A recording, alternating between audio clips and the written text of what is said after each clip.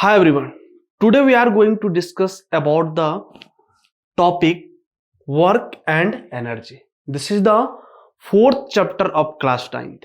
In this chapter, we will discuss about what work, energy as well as power. So start this class with the first topic, that is work. Okay बच्चों, now you can see over here the first topic is work.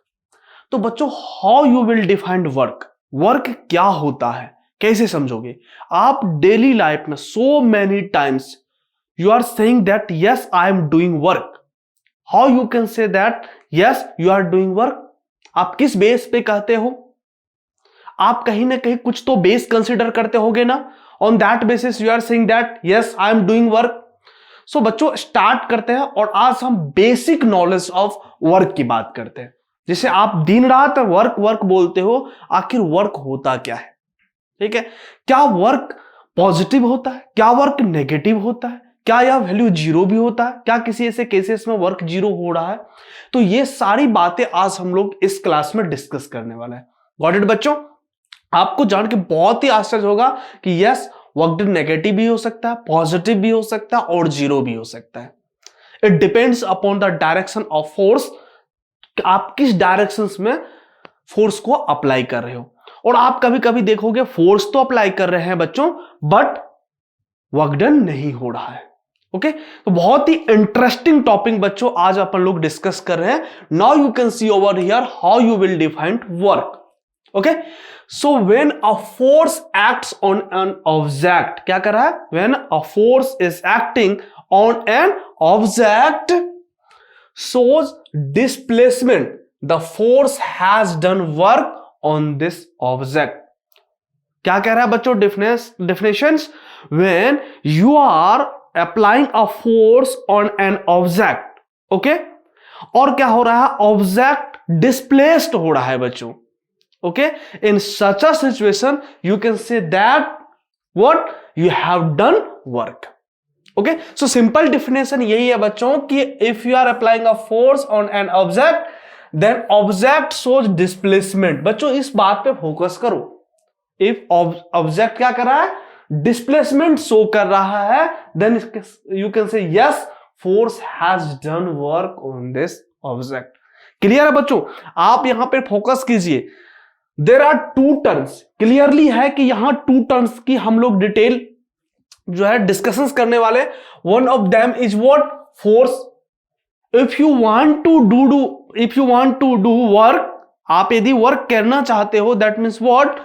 कि आपको एक term force होनी चाहिए and second term क्या हो रहा है बच्चों? यहां पर डिस्प्लेसमेंट. कैसे ये एक दूसरे से रिलेटेड है वर्क डन में, I will discuss letter in detail, but till now आप डेफिनेशंस आई थिंक सबको समझ में आ गया होगा. क्लियर है बच्चों? चलो नो बच्चों, एक क्वेश्चन मार्क है अपने पास. Why sometimes not much work is done in spite of working hard. क्या कर रहे हो बच्चे? आप वर्क तो कर रहे हो, लेकिन महसूस क्या हो रहा है? वर्क ही नहीं कर रहे. सो मेनी टाइम्स आप अपने डेली लाइफ में क्या करते हो? वर्क करते हो, बट एट लास्ट रिजल्ट क्या होता है? यार कुछ वर्क ही नहीं हुआ. क्या हुआ? कुछ वर्क ही नहीं हुआ. सबसे अच्छा एग्जांपल बच्चों आपको बता रहे हैं कि आप जो है कोई वॉल है और वॉल को क्या कर रहे हो? पुल कर रहे हो.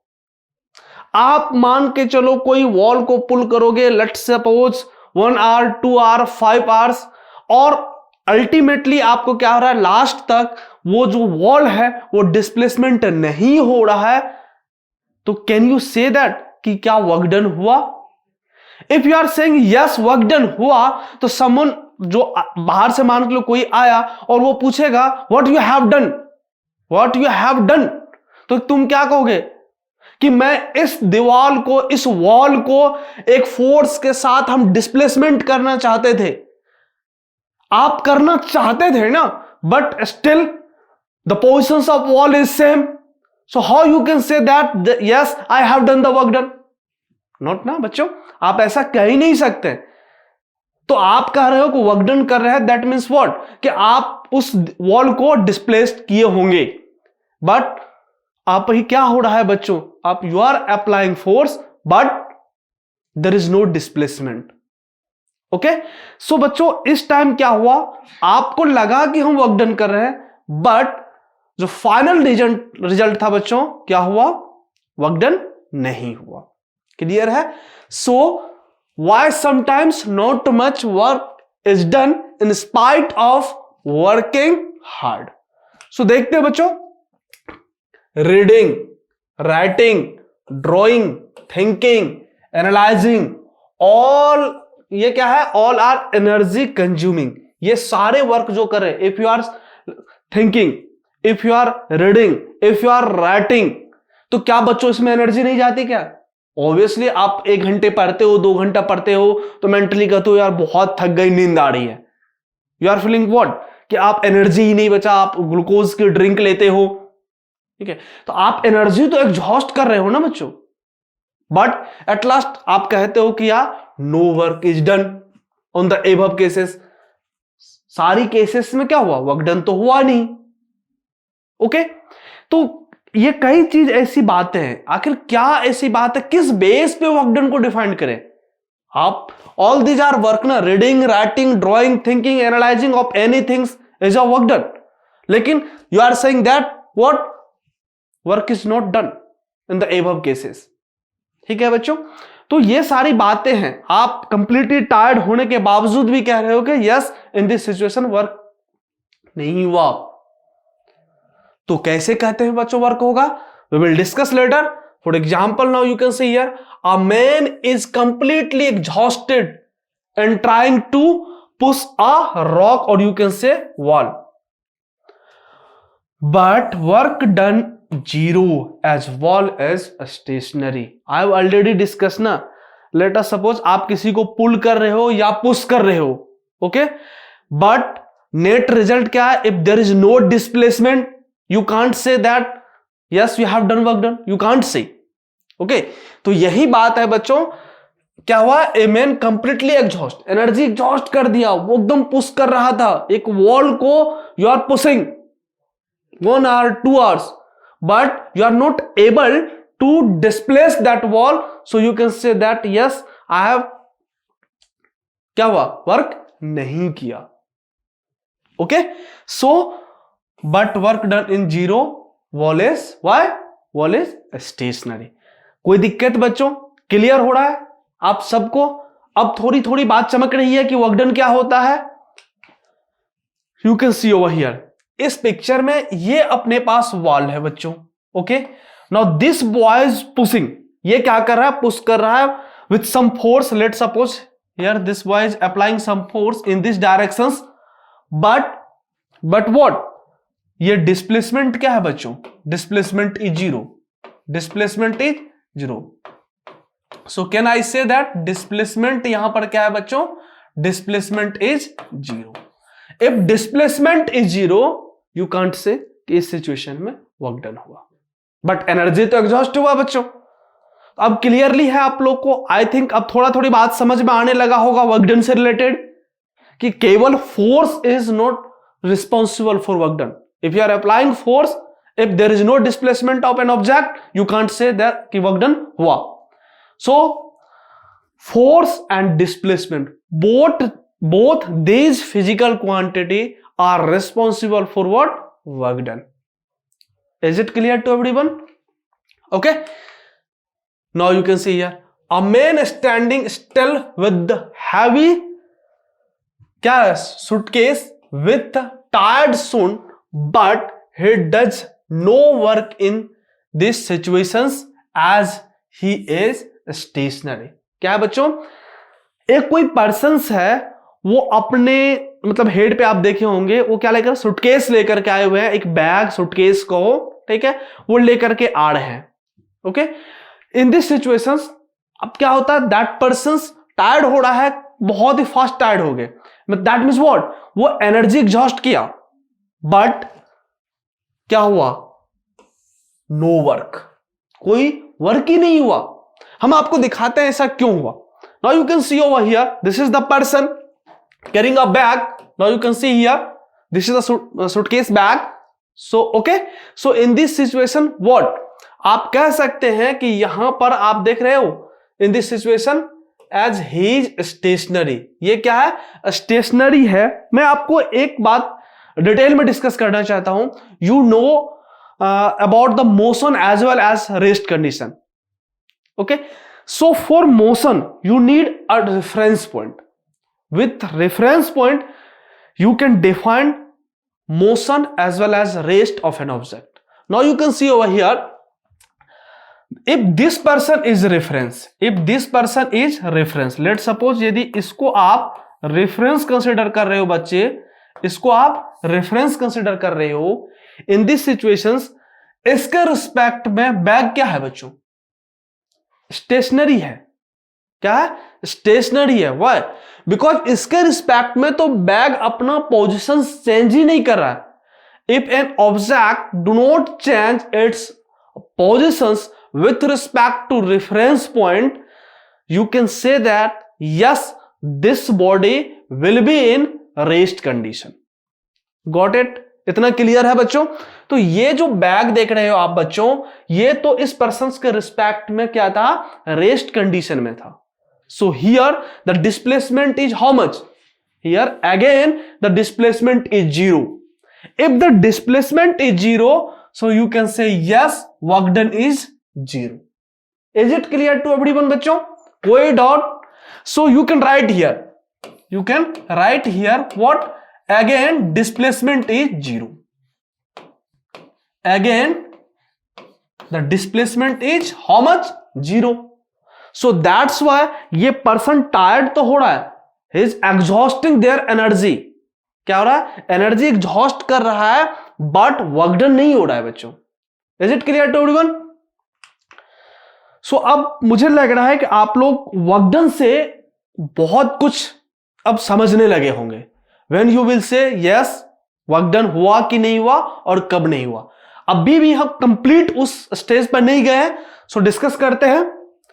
Work is said to be done when, कब कहेंगे बच्चों, work is said to be done when, कब कहेंगे, you can see over here, a moving object comes to rest. क्या होगा, एक कोई ऑब्जेक्ट है that is already in motion condition, by applying some external force you are able to, क्या करने के लिए, आप एबल हो उसको क्या करने के लिए, रेस्ट कंडीशन में लाने के लिए। you are able to bring that object in rest condition. in such a situation you can say that yes here work done क्या हुआ है।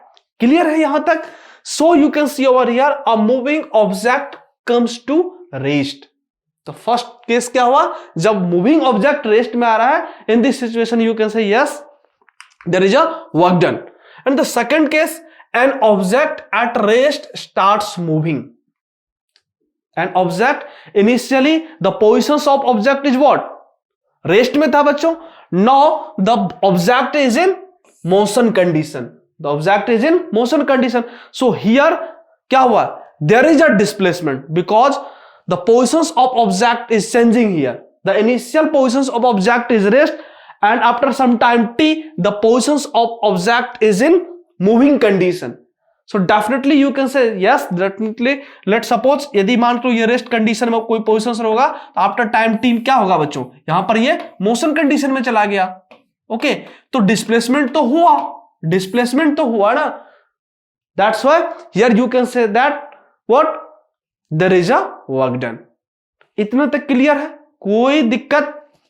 ओके, नेक्स्ट केस है velocity of an object changes. Third one case क्या है बच्चों, when the velocity of object is changing, you can say yes there is a work done. Because if the velocity will change, that means what, definitely there should be a what, displacement. Because displacement है तभी तो यहां पर क्या हो रहा है, because you know ना, change in displacement is what, rate of change of displacement is velocity.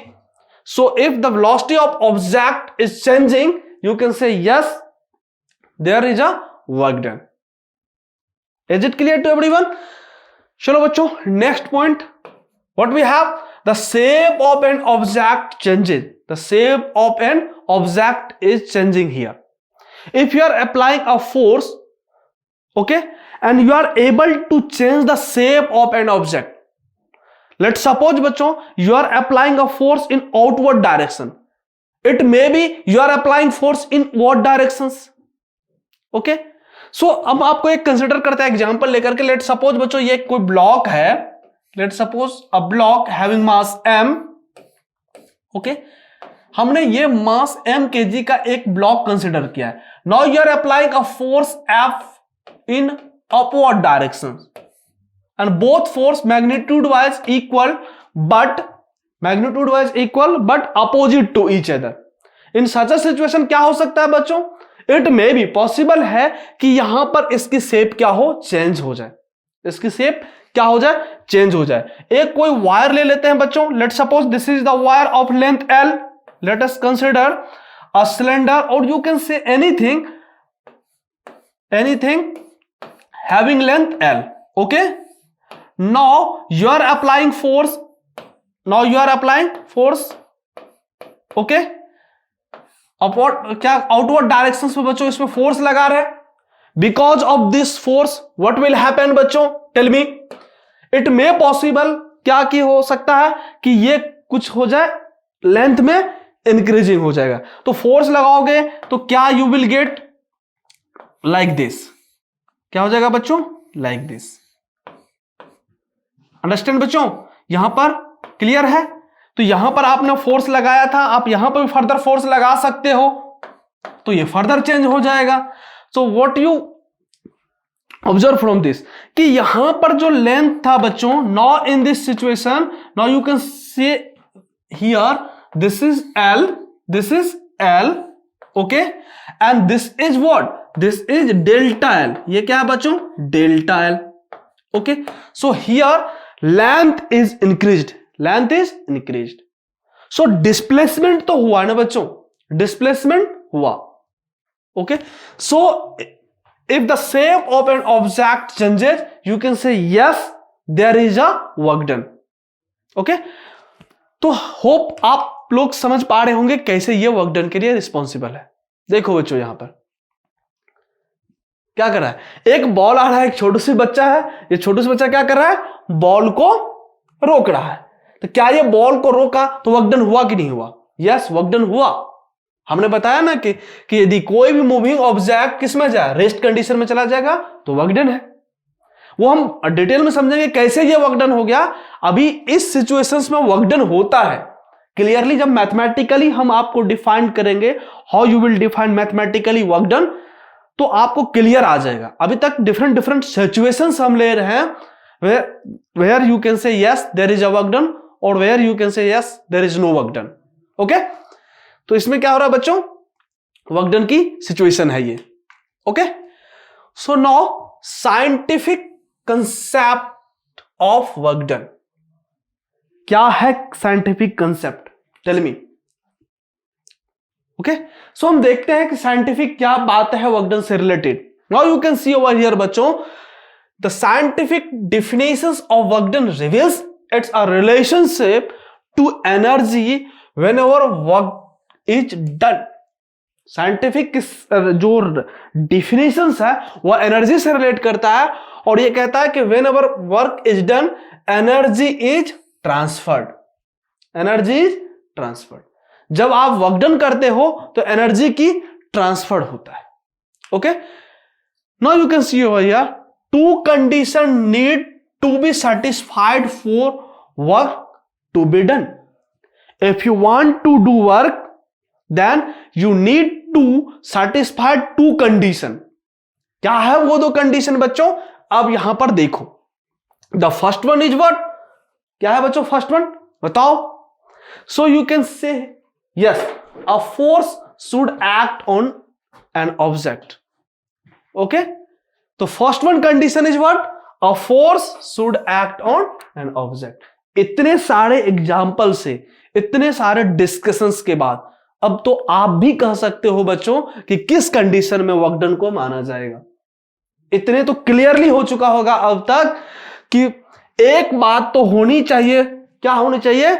A force should act on an object. Force तो डेफिनेटली होनी चाहिए। With the presence of force अब डिस्प्लेसमेंट हो रहा है कि नहीं हो रहा है, अब ये देखते हैं। And the second one is what? The object must be displaced. Object must be displaced.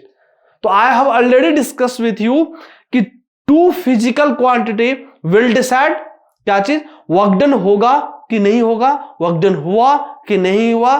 क्या चीज वो चीज बच्चों? One of them is force and second is displaced. तो यहां पर दो फिजिकल पैरामीटर है, one is force and second one is displacement. इतना तक क्लियर है बच्चों? Now you can see over here, no work is said to be done if any of two condition is not satisfied. Let's suppose one condition is satisfied but the second one condition is not satisfied. You can't say कि work done हुआ, नहीं कह सकते हो बच्चों, क्योंकि इतने example में तो हम आपको यही दिखा रहे थे। You are pushing, you are pulling, that means what? आप फोर्स तो लगा रहे हो, but if you are not able to displace of an object, that means what? There is no work done. तो एक कंडीशन सेटिस्फाइड कर रहे हो आप, लेकिन सेकेंड कंडीशन सेटिस्फाइड नहीं कर रहे हो बच्चों, तो ऐसा कभी नहीं हो सकता। यू कांट से कि वर्क डन हुआ। इतना तक क्लियर है? चलो अब देखते हैं work done by a constant force. अब तो हम समझ गए कि दो कंडीशन को सेटिस्फाइड करना पड़ेगा वर्क डन के लिए, वन फोर्स अप्लाइड करना पड़ेगा और सेकेंड वन क्या होना चाहिए कि डिस्प्लेसमेंट होना चाहिए। So let us start. When the work is done by a constant force. Now you are applying a constant force. The force may be constant and the force may be variable. तो पहला जो condition है बच्चों, हम क्या लेके चल रहे हैं? कांस्टेंट फोर्स लेके चल रहे हैं। आपके 9th लेवल पे हम वेरिएबल फोर्स नहीं लेंगे। आप हायर क्लास में देखोगे कि कैसे फोर्स टाइम के रिस्पेक्ट में वेरी कर रहा है, तो उस सिचुएशंस में भी हम वर्क डन निकालेंगे। But right now you are discussing about what? The work done by a constant force. Okay, so अब यहां पर देखो बच्चों, ये अपने पास एक ऑब्जेक्ट है, ये ऑब्जेक्ट है। Okay, let's suppose the mass of this object is how much? m kg है बच्चों का मास है ये। Okay, now you are applying a force with some angle, let's suppose this is theta with horizontal axis. Okay, you are applying force in this direction. तो बच्चों force जो है हम किसी भी डायरेक्शन पे लगा सकते हैं। ओके, बट 9th क्लास के हम यदि आपके लेवल की बात करें बच्चों, तो यहां पर हम देखेंगे कि फोर्स लगाने के कारण जो डिस्प्लेसमेंट हुआ फोर्स के डायरेक्शन में हुआ, हम यहां पर थीटा इक्वल टू 0 की बात करेंगे। तो ये भी आप उतना नहीं समझ पाओगे कि इसका जो कंपोनेंट है बच्चों, हम एक छोटा सा आपको एग्जांपल देते हैं। Let's suppose if this is y axis and let's suppose this is x axis. Okay, we have this is y axis, this is x axis and we have one vector quantity. You know what is the vector quantity here? You know force is a vector quantity with some angle, let's suppose this is theta. तो बच्चों इसके दो जो component हम कैसे लेते हैं? Component that means what? कि आप इसको दो पार्ट में लिखना चाहते हो, एक कि x एक्सिस में, एक y एक्सिस में। इसके दो कंपोनेंट हो गए, तो समझ रहे हो ना? क्योंकि जब इधर हम क्या करेंगे, उसको पुल करेंगे, तो इस डायरेक्शन जा रहा है, मतलब व्हाट? कि x में भी चल रहा है और y में भी चल रहा है। तो इसके कितने मैग्नीट्यूड x में है, कितने मैग्नीट्यूड y में है? How you will take along this, इसको हम लिखते हैं बच्चों क्या चीज? f cos theta. इसको क्या लिखते हैं? f cos theta. ये है अपने पास इस f cos थीटा। ये कैसे लिखते हैं? Now you can see over here, if you draw the perpendicular here, if you draw the perpendicular from here to here, let's suppose this is perpendicular. Okay, and this is f ना, तो यहां पर यदि sin theta लगा लो या cos theta लगा लो, तो you will get this. Okay, so cos theta यहां पर लगा लो बच्चों, cos थीटा बराबर क्या होता है बच्चों? यू नो ना, b/h। so from you can say here, if this is cos theta is equal to b/h, so this is the perpendicular and this is the b, let suppose ये क्या है अपने पास बच्चों, बी। सो ये क्या है, H. तो यहां पर बच्चों you can write here cos theta is equal to B by F. So from here B will be equal to F cos theta. Okay, so this value is F cos theta. यदि आप sine theta लगा दोगे बच्चों तो you will get y component that will be equal to how much, F sine theta. Is it clear to everyone? So 9th level पे बच्चों इतना detail discussion नहीं करेंगे हम, how you will take component of an vector quantity. आप तो इतना जानो कि एक कोई ब्लॉक है, जिस ब्लॉक पे you are applying a force like in this directions, you are applying a force, let's suppose in this direction, and the displacement of object is also in this direction. Let's suppose after applying force F, the new positions of object is here. Let's suppose the new positions of object is here and the displacement is, let's suppose, x meter, x meter.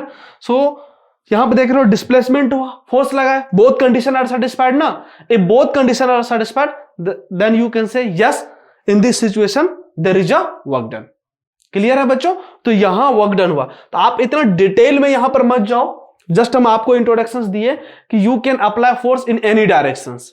Okay, so new the original positions of object is here, after applying force the new positions of object is here. How much displacement है बच्चों, D है। अब बताओ, यदि हम आपसे पूछे कि हमें वर्क डन की एक मैथमेटिकल फॉर्मूला यहां पर लिखना है, हाउ यू विल राइट? तो हम आपको बताते हैं बच्चों, can you write like that?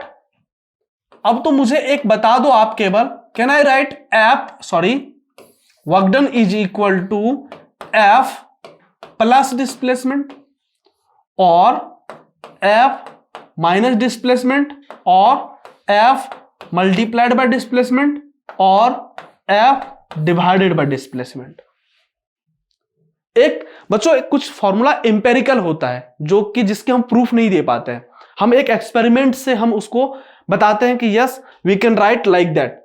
So यहां एक ऑब्जर्वेशन से अब आपको बता रहे हैं how you will write the work done is equal to F into D, how you will right.